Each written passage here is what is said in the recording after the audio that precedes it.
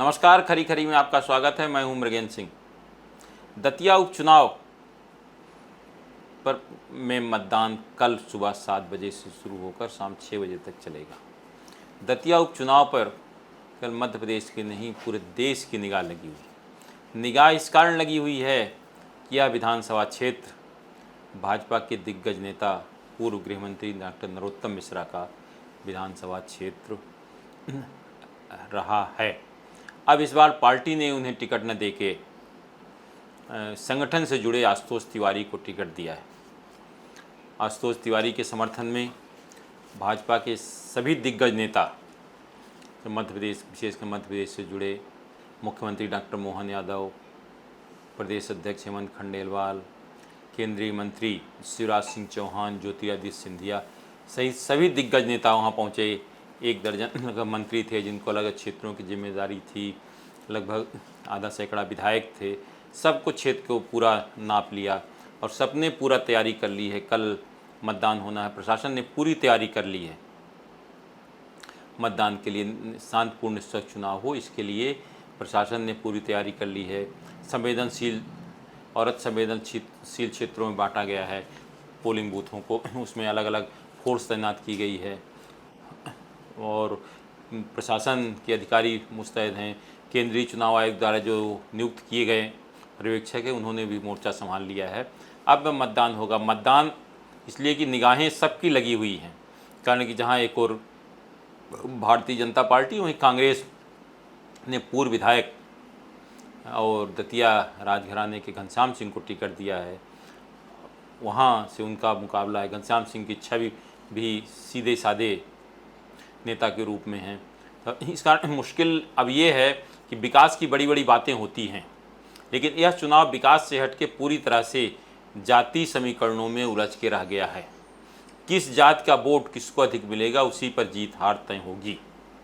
सबसे ज़्यादा अगर देखा जाए क्षेत्र में ब्राह्मण, यादव और कुशवाहा समाज का बाहुल्य है। उसके अलावा अनुसूचित जाति के भी मतदाताओं की संख्या यहाँ काफ़ी अधिक है। अब पूरा खेल इस बात पर है कि किस समाज के वोट किधर जाते हैं। अब वहाँ से आज़ाद समाज पार्टी के दामोदर सिंह यादव भी चुनाव लड़ रहे हैं। दामोदर सिंह यादव कितना वोट ले जाएंगे, इस पर कांग्रेस भाजपा की हार जीत तय करेगी। अगर दामोदर यादव ज़्यादा वोट ले जाते हैं तो उससे कांग्रेस पार्टी को नुकसान होगा। अगर कम वोट ले जाते हैं उससे भाजपा को। तो मतलब पूरा खेल जो है वह दामोदर सिंह यादव के वोटों पर टिका हुआ है। लेकिन अब जो अंतिम दिन चुनाव के, जब मैं वहाँ देख के भी आया घूम के, तो अंतिम 2 दिनों में चुनाव में विकास पूरी तरह से गौण हो गया है। सब कुछ है कि जातिवाद कौन किस समाज के ज़्यादा, सबकी नज़र है ब्राह्मण मतदाता किधर जाते हैं, जिनकी संख्या सबसे ज़्यादा है। उसके अलावा यादव और कुशवाहा समाज की संख्या ज़्यादा, इसीलिए कुशवाहा समाज को साधने के लिए दोनों पार्टियों ने, चाहे भारतीय जनता पार्टी की बात करें और कांग्रेस पार्टी की, दोनों ने जो चुनाव की जिम्मेदारी दी है तो उसी समाज के, मतलब कुशवाहा समाज के नेताओं को दी है। जैसे कांग्रेस पार्टी ने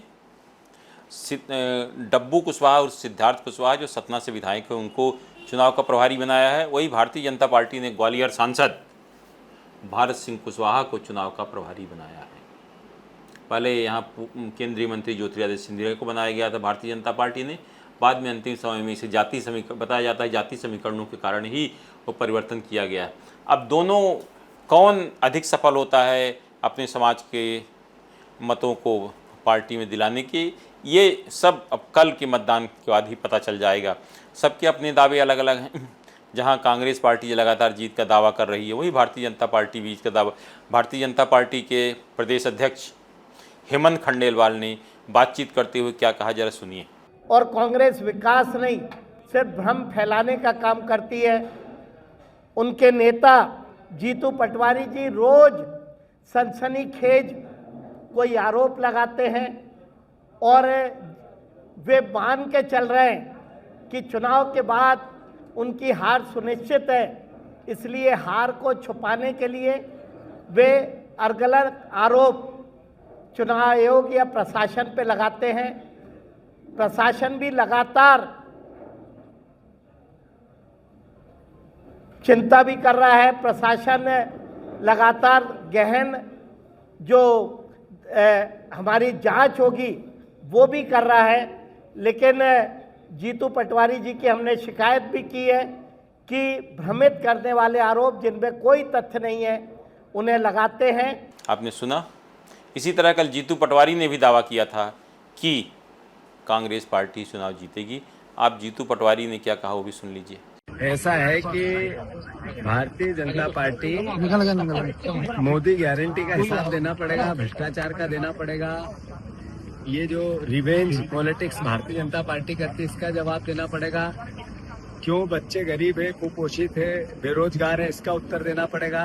क्यों पत्रकारों पे हमले होते हैं, इसका उत्तर देना पड़ेगा। कांग्रेस पार्टी जब 25,000 से जीतेगी तो बाकी चीजें सब। गौतम जी कितना साथ। गौतम मिश्रा जी, भारतीय जनता पार्टी क्या करते हैं उस पर हमें कोई लेना देना। हमें इतना पता है कि दतिया की जनता बदलाव की राजनीति की शुरुआत करेगी। अब दोनों पार्टियों के दावे हैं, सब विकास की बात कर रहे हैं, लेकिन अगर ग्राउंड रिपोर्ट देखी जाए तो सब कुछ जाति समीकरणों में बट गया है।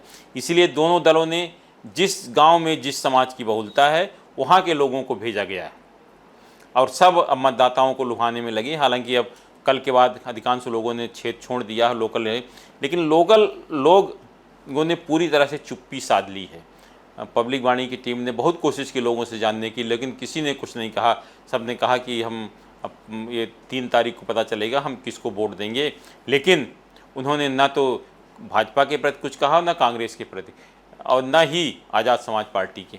हाँ, कुछ मुखर जरूर थे जो कि आज़ाद समाज पार्टी के पक्ष में उन्होंने अपनी बात कही, लेकिन उसमें अधिकतर अनुसूचित जाति वर्ग के लोग हैं। अब जो दामोदर यादव भले यादव समाज की हैं, लेकिन इस बात की संभावना कम है कि उनकी यादव समाज की ज़्यादा वोट मिले। वो अधिकतर यादव समाज के वोटों को जो ऐसा हो सकता है कि अधिकतर भारतीय जनता पार्टी के पक्ष में जाएं।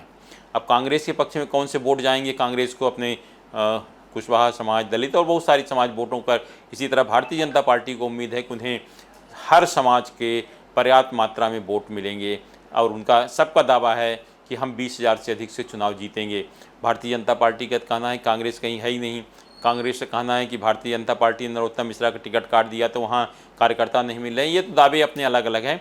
अब ये फैसला जनता को करना है, लेकिन जिस तरह के चुनाव की शुरुआत होती है, लोग बड़े बड़े दावे करते हैं कि नहीं हम विकास के नाम पर चुनाव लड़ेंगे, लेकिन अंत में क्या आता है, जाति समीकरण। इसीलिए मुझे लगता है अब राजनीति में विकास से ज़्यादा जरूरी जाति हो गई है। किस जाति के, किस समाज के कितने वोट हैं वो तय करते हैं कि हार जीत का फैसला कौन करेगा। वहाँ फिर सारी जो विकास गौण हो जाता है। यही स्थिति दतिया में। दतिया निश्चित रूप से बहुत हाई प्रोफाइल चुनाव हो गया है, क्योंकि नरोत्तम मिश्रा जैसे नेता का टिकट काट के यहाँ से आशुतोष तिवारी को दिया गया, जो पहली बार चुनाव लड़ रहे हैं। आशुतोष तिवारी संगठन से जुड़े हैं, चुनाव उन्होंने जरूर लड़ाया है, लेकिन मैदान में उतर के पहली बार चुनाव लड़ रहे हैं। उनके साथ संघ का लंबा अनुभव है, संघ की पूरी टीम लगी हुई उनके साथ, और चुनाव प्रबंधन भारत सिंह कुशवाहा और राहुल कोठारी को दिया गया है। लोग लगातार क्षेत्र में सक्रिय हैं कि बूथ तक पहुंच रहे हैं, कार्यकर्ताओं से सीधा संपर्क कर रहे हैं। इसी तरह कांग्रेस के लोग भी लगे हैं। कांग्रेस के भी सभी लगभग सभी दिग्गज नेताओं, चाहे नेता प्रतिपक्ष उमंग सिंगार की बात करें, पूर्व मुख्यमंत्री दिग्विजय सिंह हैं, पूर्व नेता प्रतिपक्ष अजय सिंह, विधायक भी आपके लगभग 2 दर्जन विधायक हर जात समाज के अलग अलग लगे हुए हैं। फूल सिंह बरिया तो दलितों के बीच में ज़्यादा ही सक्रिय हैं। उनको उम्मीद है कि उनको ही अनुसूचित जाति और दलित लोग साथ देंगे। ये सब अपने गणित हैं, सबके दावे हैं।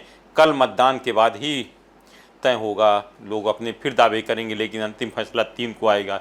लेकिन दतिया उपचुनाव काफ़ी हाई प्रोफाइल चुनाव है, इस पर सबकी निगाहें लगी हुई हैं कि क्या होता है, क्योंकि चुनाव परिणाम के बाद दोनों दलों की राजनीति में काफ़ी बड़ा परिवर्तन आएगा। कौन जीतता है, कौन हारता है, इसके आधार पर जो राजनीति अगले की रणनीति बनेगी, क्योंकि अगले 2 साल बाद फिर विधानसभा चुनाव हो। ये चुनाव अगर भारतीय जनता पार्टी जीतती है, भाजपा की सेहत पर ज़्यादा फर्क तो नहीं पड़ेगा, लेकिन कांग्रेस जो जीतती है तो कांग्रेस को थोड़ा सा बूस्टअप डोज मिल जाएगा। कांग्रेस को लगेगा कि हम 28 में कुछ कर सकते हैं। अगर कांग्रेस हारती है तो फिर कांग्रेस के लिए राह बहुत मुश्किल हो जाएगी, इसलिए भारतीय जनता पार्टी ने पूरी ताकत लगाई है कि कांग्रेस किसी भी स्थिति में चुनाव न जीतने पाए। इसके लिए उन्होंने अपनी पूरी टीम, पूरी मेहनत और हर तरह के प्रयास किए हैं। अब ये देखिए आगे क्या होता है, लेकिन मैं फिर कहूँगा कि चुनाव अब विकास का नहीं, जाति का चुनाव रह गया है। कौन सी जातियाँ, सब अधिक जनसंख्या वाली जातियाँ जिसकी तरफ जाएगी वही चुनाव जीतेगा। आज सिर्फ इतना ही। इस तरह खबरों के लिए हमारे चैनल पब्लिक वाणी सब्सक्राइब करिए। आपके पास भी कोई खबर है तो हमें ज़रूर बताएं, क्योंकि हमारा नाम है पब्लिक वाणी।